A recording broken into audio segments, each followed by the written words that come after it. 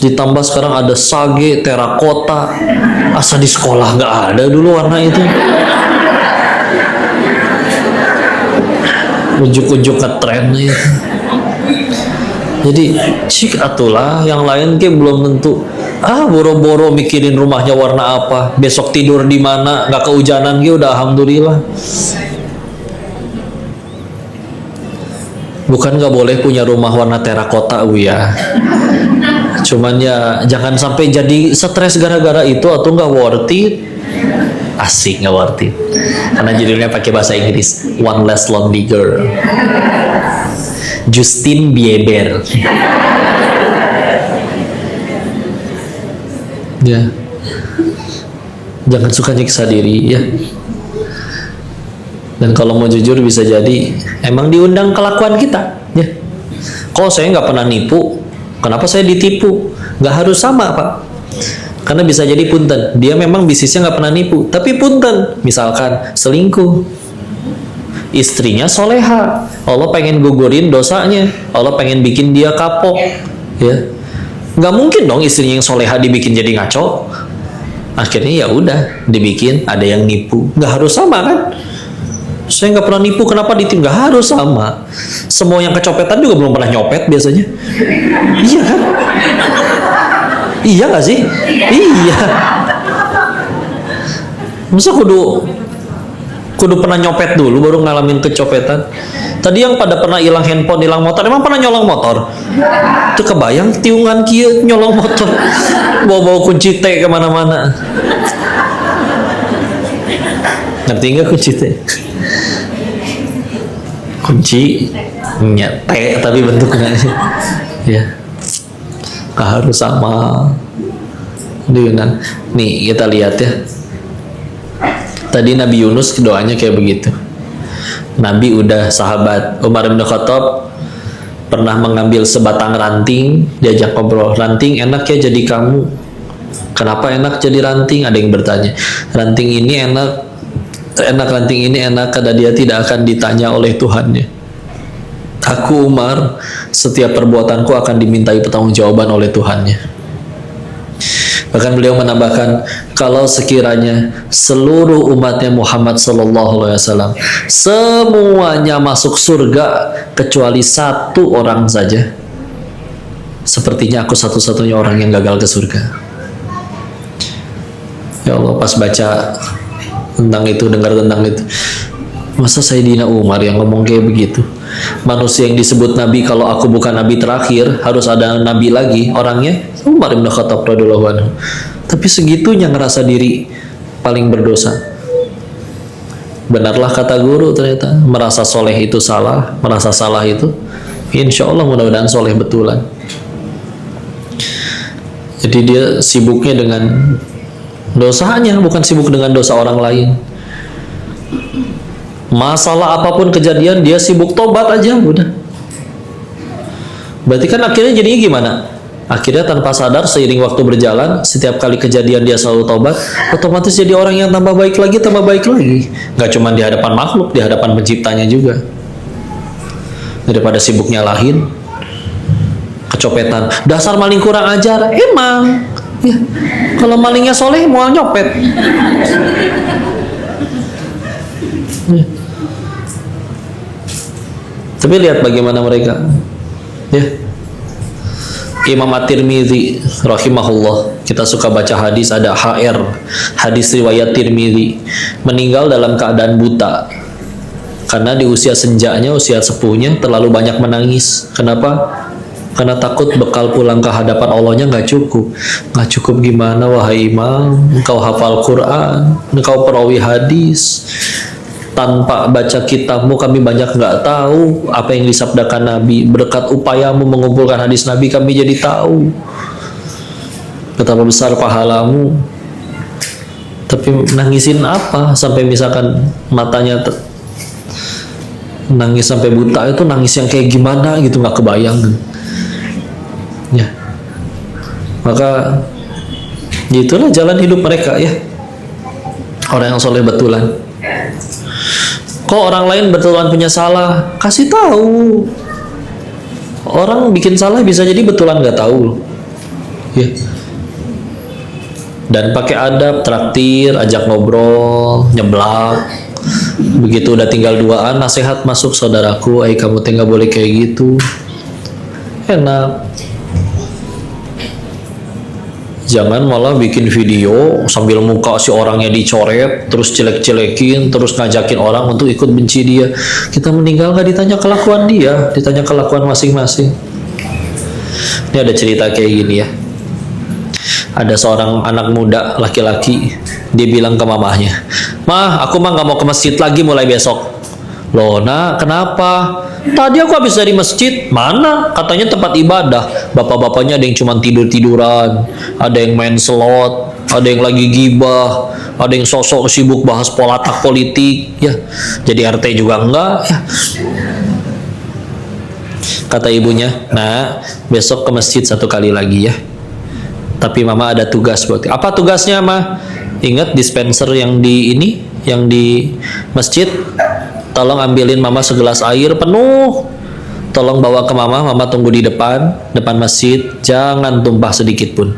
"Buat apa, Ma? Maksudnya biar apa ini teh?" "Nanti mama jelasin ya. Lakuin itu buat mama 1 kali lagi aja, nak ya." "Oke, Ma."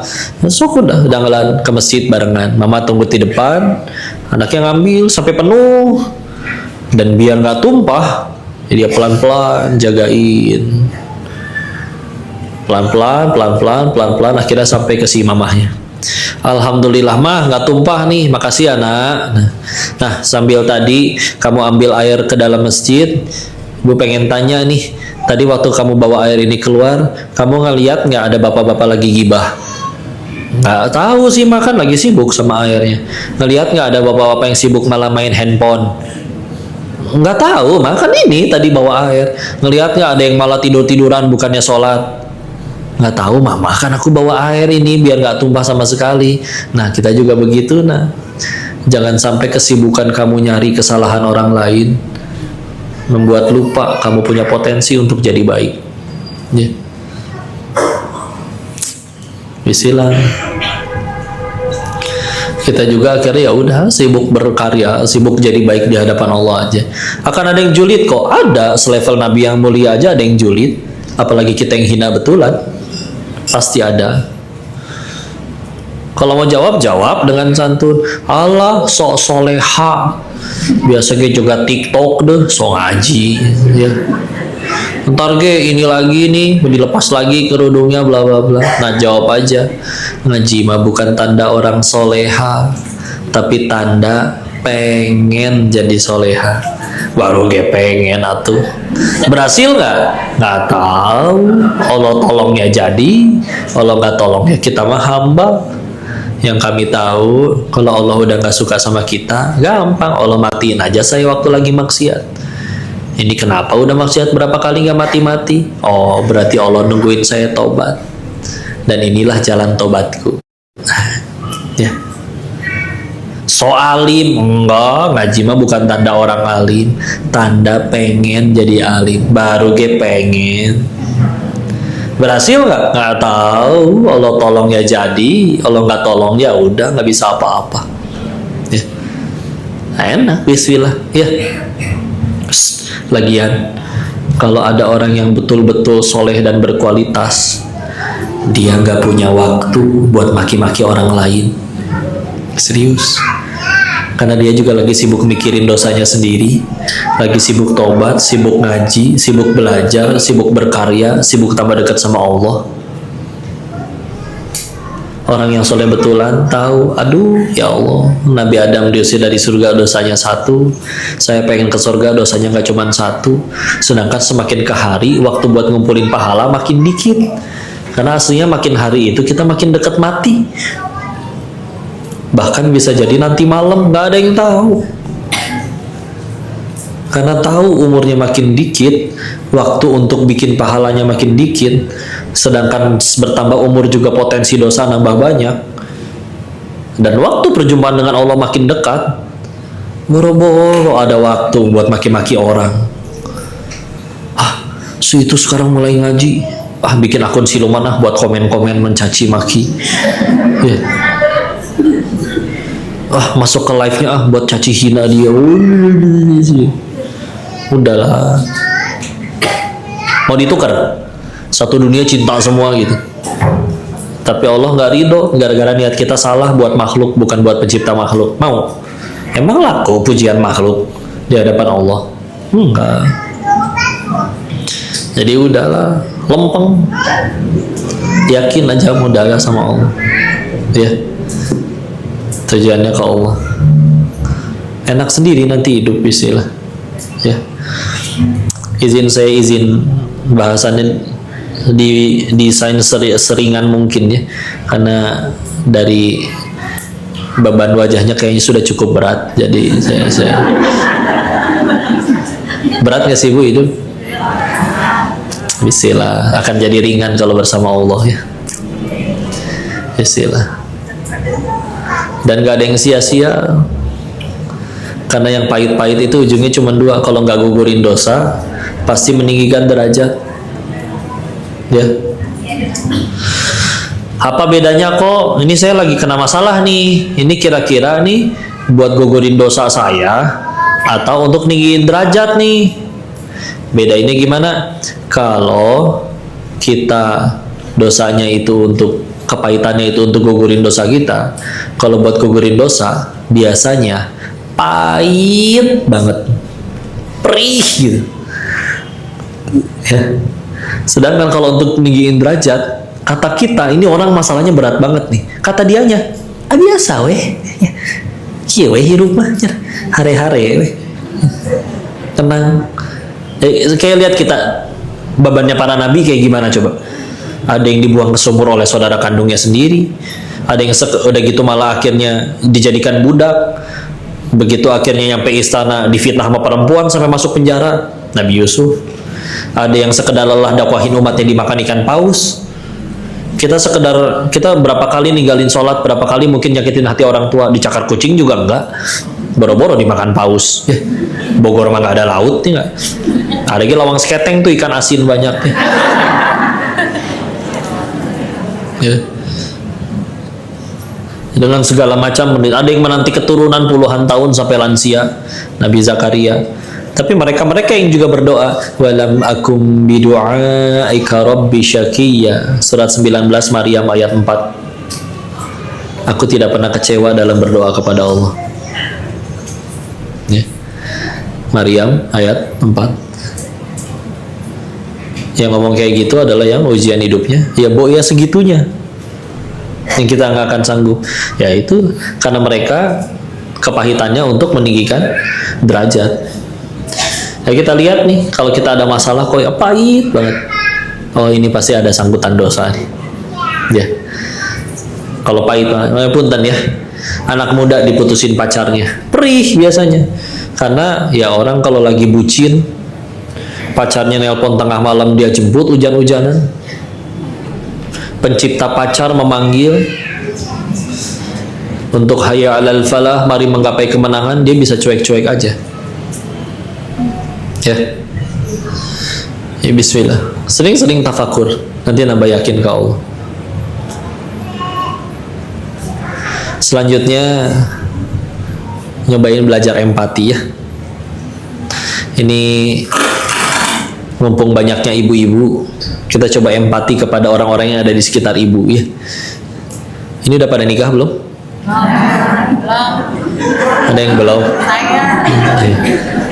Ada yang belum lagi? Ya tenang ya, saya nanya kayak gitu bukan pengen nafkahin ya.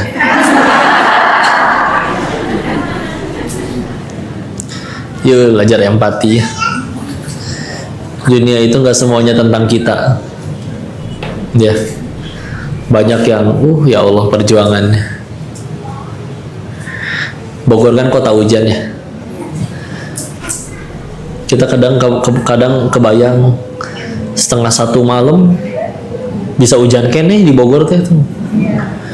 Tapi kita tahu tidak, itu di jalan raya jam 1:30 malam masih ada orang yang lewat naik motor hujan-hujanan. Kadang kalau ditanya untuk apa, ya ada yang lagi nyari nafkah Bu untuk istrinya Bu. Ya. Kalau kadang teman-teman guru-guru kami yang bikin konten dakwah ya, kadang mereka syuting bisa nyampe malam 12:30, lapar, mesen ojek online, diantar pak jam segini masih nganter, iya kapan pulangnya, nantilah tunggu sampai dapat 100 ribuan. Kita harga belinya tuh bisa nyampe 500 ribuan lebih, tapi bukan si supirnya berapa ribu paling, atau berapa puluh ribu ya. Istirahatnya kapan? Nanti habis subuh tidur dulu sebentar, jam 8 jam 9 narik lagi. Nggak capek pak. Setiap kali saya capek mau berhenti, saya ingat wajah istri saya. Istri saya itu, dia punya sekian banyak orang yang rela mati untuk bahagiain dia. Ayahnya, ibunya, adik atau kakaknya. Lalu hanya atas nama syariat dia tinggalkan semua orang yang rela mati untuk dia, hanya untuk dampingin aku, laki-laki yang baru dia kenal beberapa bulan sebelum pernikahan. Maka kalau selagi dia bersamaku, aku cuman bisa nyiksa dia, nyakitin dia. Aku gak mau jadi laki-laki seburuk itu. Ada berangkat tuh, gak peduli. Ibu pernah ngelihat ada orang yang bersihin tiang listrik naik ke atas tuh, di atas sutet, dengan resiko kesetrum. Sama itu dia demi anaknya, demi istri ya. Dan jangan kira mentang-mentang ayah nggak pernah nangis, suami nggak pernah nangis di hadapan kita, mereka seolah hidupnya nggak ada masalah. Oh, mereka bisa jadi sambil nangisnya tadi di atas. Serius. Laki-laki punya harga, suka yang disebut harga diri itu ya. Kalau nggak, mereka mendingan nangis dulu di jalan atau pulang mampir dulu ke musola, sholat beres, udah tenang baru pulang. Karena dia ingat anaknya udah capek belajar, ngadepin teman-teman yang mungkin ada yang ngebully dia, istrinya harus nyusuin, ngurus rumah dengan ngejar-ngejar anak toddler yang lagi aktif-aktifnya. Nggak pengen bawa masalah datang tuh malah nambah derita. Hirup teh susah, nggak pengen. Karena yang pada punya anak laki-laki, peluk yang erat-erat, pastikan dia sudah mendapat kasih sayang yang cukup. Karena nanti dia harus jadi orang yang jadi nanggung beban sekian banyak orang. Maaf ya, istri saya lagi banyak mikir kayak gitu. Jadi perempuan kadang punten, kamu asal hidup lurus, soleha, rajin ngaji, bisa masak dikit-dikit, suatu saat kamu akan dijemput oleh pria soleh, insya Allah. Serius ya. Serius, tapi laki-laki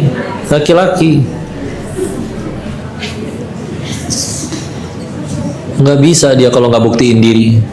Kadang punten ya, dia harus berhasil buktiin bisa beliin istrinya rumah, jajanin orang tuanya, tiap bulan ngasih mertuanya, baru dia diakuin sebagai mantu yang baik. Kalau enggak, aduh, ada yang nggak dianggap. Padahal jungkir baliknya sama di luar sana. Ya, ini belajar empati aja ini mah. Ya, nanti di hadapan para suami sama. Saya bahasnya berarti tentang perjuangan istri. Jangan dikira mudah. Ya. Laki-laki nggak sanggup jadi perempuan, perempuan juga ada satu titik di mana dia nggak sanggup jadi laki-laki. Tapi tafakur seperti ini tuh menghidupkan hati, ya. Jadi hidup tuh nggak cuma tentang kita doang, ya. Karena capek sekali berurusan sama orang kayak begitu, ya. Setiap ada kejadian, pokoknya bukan salah dia, salah orang. Suatu saat dia naik mobil nabrak tiang listrik, salah tiang listriknya. Suruh siapa tiang listriknya di situ? Capek banget urusan kayak gitu. Ya. Nah, jangan sampai kita jadi yang kayak gitu. Ya. Maka ya yuk bangkit bersama Allah. Tidak ada yang sia-sia kalau sudah di jalan Allah. Ya, sisain waktu yuk untuk ngobrol-ngobrol, tanya jawab, diskusi, atau dikoreksi barangkali saya ada salah menyampaikan. Mangga, silakan.